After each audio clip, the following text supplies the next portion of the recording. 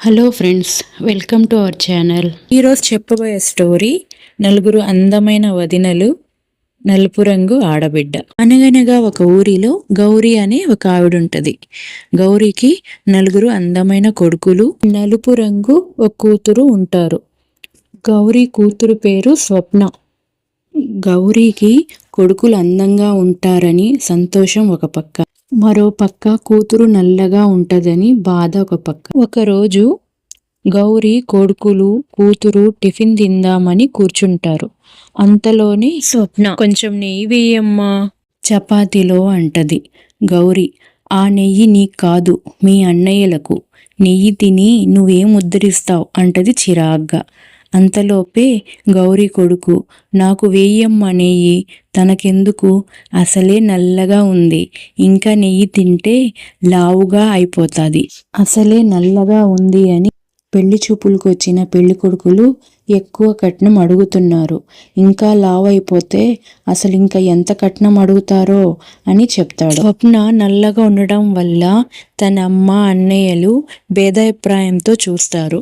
గౌరీ నలుగురు కొడుకులకి పెళ్లి చూపులు ఏర్పాటు చేస్తుంది. నలుగురు పెళ్లి కూతుళ్ళు వాళ్ళ అమ్మ వస్తారు.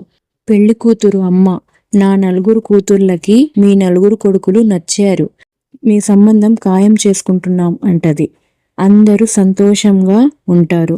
అంతలోపే నలుగురు పెళ్లి కూతుల్లో ఒక అమ్మాయి గౌరీని అడగద్ది, అత్తయ్య నల్లగా ఉందే అమ్మాయి అక్కడ నిలబడి మమ్మల్నే చూస్తూ ఉంది, ఎవరు అత్తయ్య అని అడగద్ది. గౌరీ, మా ఇంటి పని మనిషి అంటది. అవునా, మీ ఇంటి పని మనిషా, సరే ఇంకా బయలుదేరదాం అని పెళ్లి కూతురు వాళ్ళు వెళ్ళిపోతారు. గౌరీ స్వప్నతో అంటది, నీకు చెప్పాను కదా ఈ నల్లమం వేసుకొని బయటకి రావద్దు అని, రూమ్లో ఉండమని చెప్పాను కదా. స్వప్న, క్షమించు అమ్మా, తప్పైపోయింది అంటది. కొన్ని రోజుల తర్వాత గౌరీ కొడుకులకి పెళ్ళవుతుంది. పెళ్లి కూతుళ్ళు గృహప్రవేశం చేయడానికి నిలబడి ఉంటారు. గౌరీ, నా నలుగురు కోడళ్ళు ఎంత అందగత్తెలో, తెల్ల పాలు రంగులో ఉన్నారు, నా కూతురేమో నల్లగా ఉంటది అని చెప్పుకుంటుంది. గౌరీ, రండి కోడళ్ళు రండి అని సంతోషంగా ఆహ్వానిస్తుంది.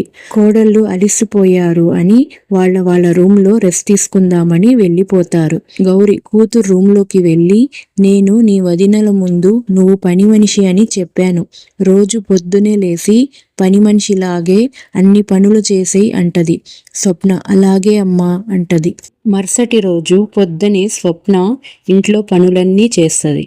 అంతలోపే నలుగురు పెళ్లి కూతుర్లు వంటగదిలోకి వచ్చి, అరే పని మనిషి అన్ని పనులు చేసి పెట్టేసింది, ఇంకా మేమేం చేస్తాం, పదండి అత్తయ్య రూమ్లోకి వెళ్ళి కాసేపు అత్తయ్యతో మాట్లాడదాం అంటది. సరే అని వెళ్తారు. కానీ రూమ్లో గౌరీ ఉండదు. అరే అత్తయ్య లేదే రూమ్లో, సరే ఫోటో ఆల్బమ్ ఉంది చూద్దామని కూర్చుంటారు. ఫోటో ఆల్బమ్ చూసి నలుగురు కోడళ్ళు షాక్ అవుతారు. ఫ్రెండ్స్, మీకు ఈ స్టోరీ నచ్చితే ప్లీజ్ లైక్, షేర్ చేసి సబ్స్క్రైబ్ చేయండి ఫ్రెండ్స్. మీ సపోర్ట్ ఇవ్వండి ఫ్రెండ్స్. Thank you.